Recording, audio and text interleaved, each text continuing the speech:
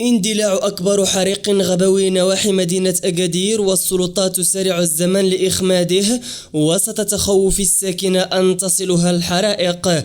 نجدد الترحيب بكم متابعينا الأفاضل عبر هذه النشرة الإخبارية، والآن إلى التفاصيل.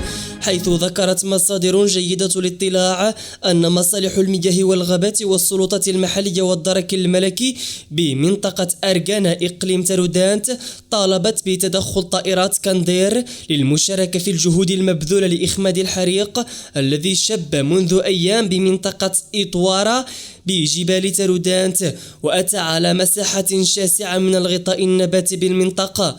وأضافت المصادر ذاتها أن عناصر الوقاية المدنية لم تستطع محاصرة ألسنة النيران التي تنتقل بشكل سريع مهددة الساكنة المجاورة، مما استدعى تدخل طائرتين متخصصتين من نوع كاندير تابعتين للقوات الجوية الملكية التي باشرت عمليات ميدانية لإطفاء هذا الحريق زوال هذا اليوم.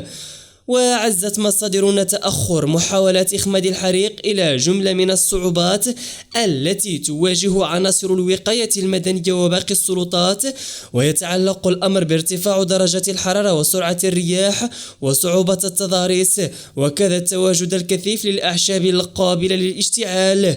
من جهة أخرى ذكرت مصادرنا أن النيران التي شبت في الجهة الأخرى تمت السيطرة عليها بفضل تضافر الجهود.